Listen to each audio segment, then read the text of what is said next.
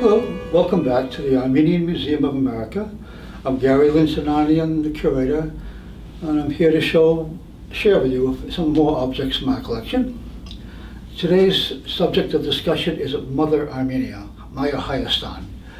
If you say that today to somebody, they usually think about the statue in Yerevan, the big one with the woman holding the sword, the one that's up on the hill, as being Mother Armenia. But historically, when you use that phrase, what people were associated with is this image right here. The image of Armenia as a classically dressed woman, ancient Armenia, and the ruins of the kingdoms of Armenia around her that we once had a glorious past and it is now in ruins. And this image was an example of political iconography. You know, but iconography, of course, are images in churches, etc. That political iconography is to raise the consciousness of the masses. In America, it might be a picture of the American flag or the American eagle, as examples of it. In Armenia, it was this image here. And they use this in all kinds of materials. So you would have posters, and this is her right here with all these various Armenian freedom fighters in it. Or this version here, which is Mother Armenia in the center, surrounded by ancient kings of Armenia. But these were very common in the 19th and early 20th century. And this was primarily used by the Dashnag and the Hunchak parties, not so much the Rangavas. And the reason is because the Hunchaks and the Dashnags, most of their membership, most of the people where they recruited from was from the interior. These are peasants. They really didn't know anything about Armenian history except for vague legends. They had folk tales, but they really couldn't give you any real facts of Armenian history. And so these kinds of images are used to try to raise your consciousness of the people.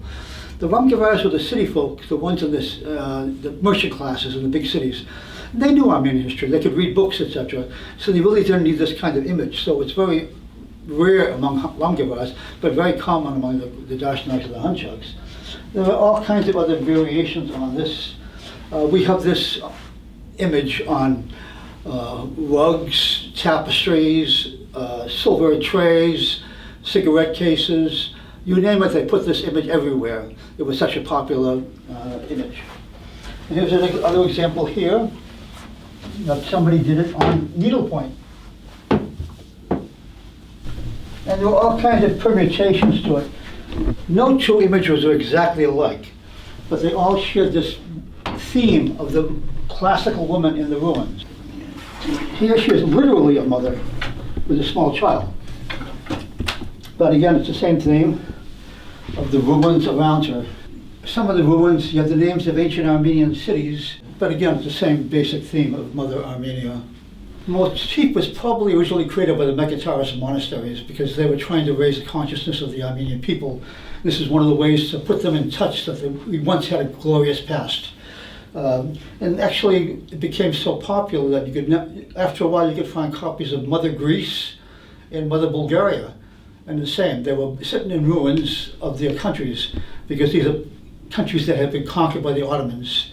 And they all dreamed of the past before the Ottoman invasions. The Armenian Museum is here to share our history and culture with you, the public. We thank you for joining us and for listening to us. We hope you'll join us again. Until then, stay safe.